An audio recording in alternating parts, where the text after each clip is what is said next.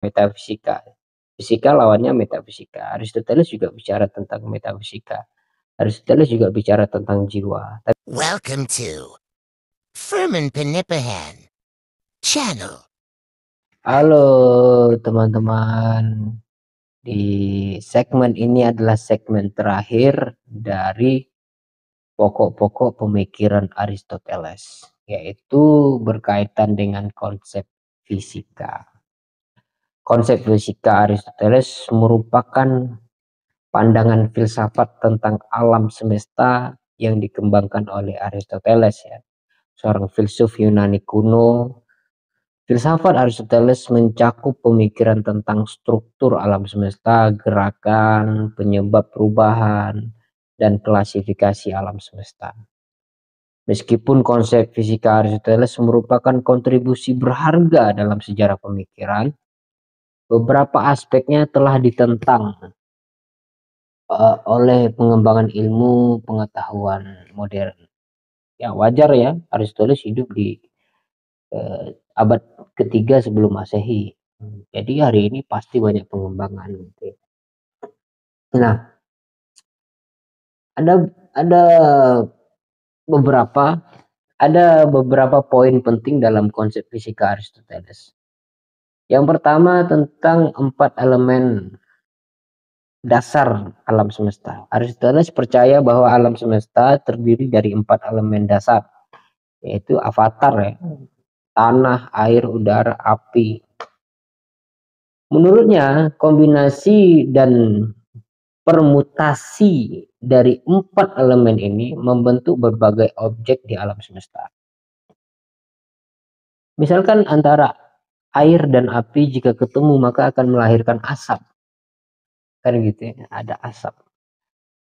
Misalnya lagi tanah bertemu dengan air akan menjadi lumpur. Apalagi udara bertemu dengan air barangkali menjadi embun, menjadi udara yang dingin gitu ya. Air bertemu dengan udara bertemu dengan api akan menjadikan sesuatu yang lain lagi. Maka 4 elemen ini memang menjadi dasar pergerakan alam semesta. Nah, dalam konsep ini juga, konsep fisika ini juga Aristoteles berbicara tentang konsep gerak, yaitu bagian yang kedua tentang konsep gerak. Aristoteles membagi gerakan menjadi 2 jenis, yaitu gerakan alami dan gerakan paksa. Gerakan alami adalah gerakan yang dilakukan oleh benda-benda di alam semesta sesuai dengan elemen alaminya. Misalnya api bergerak ke atas karena alamiah bagi elemen api, sedangkan gerakan paksa adalah gerakan yang disebabkan oleh sesuatu, kekuatan eksternal, misalnya dorongan atau tarikan. Gitu. Api panas, dia bergerak ke atas. Api tidak pernah bergerak ke bawah gitu ya. Air mengalir ke dataran yang lebih rendah gitu. Itu gerakan alami.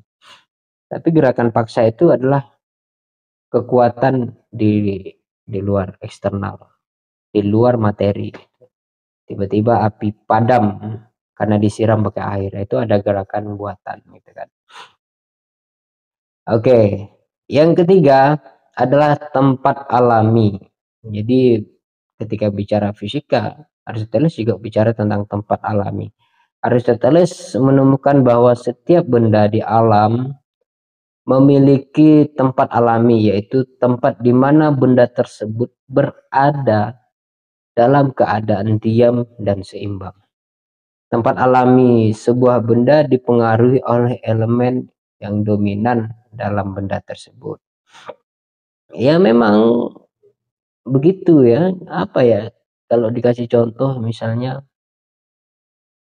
tanah itu di bawah gitu. Tanah itu kan posisinya di bawah tanah itu.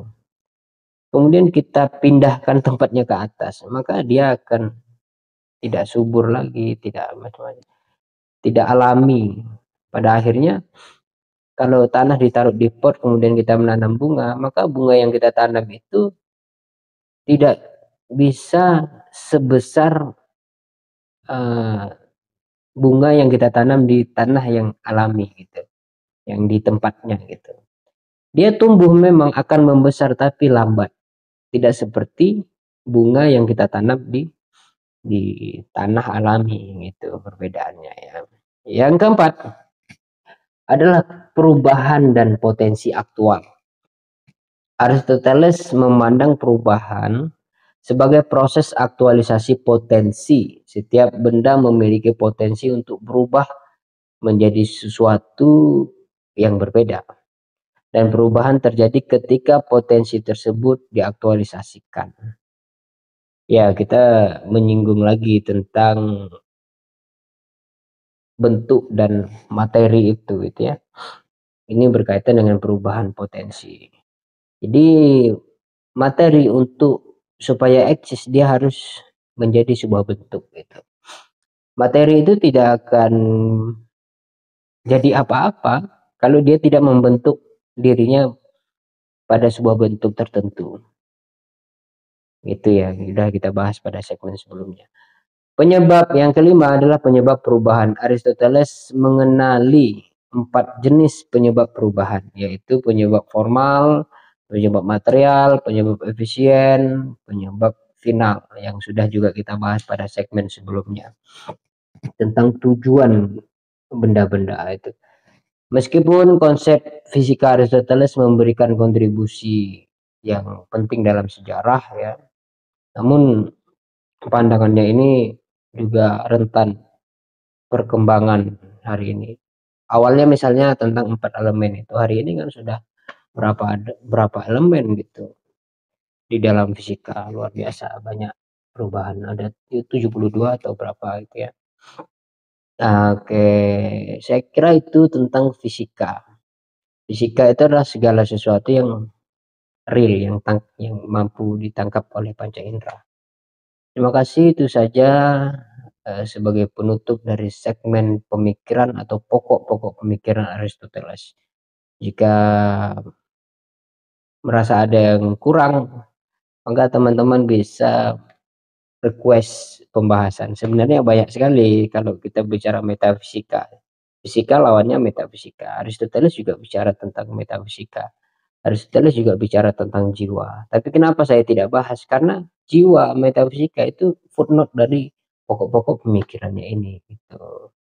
Jika Aristoteles juga bicara tentang manusia. Sebenarnya ketika Aristoteles bicara tentang manusia itu lebih kepada perspektifnya tentang manusia, yaitu menggunakan pokok-pokok pemikiran yang sudah saya bahas pada segmen-segmen sebelumnya. Itu saja pertemuan hari ini sebagai penutup dari segmen Aristoteles, dan mudah-mudahan kita akan ketemu pada tokoh-tokoh selanjutnya.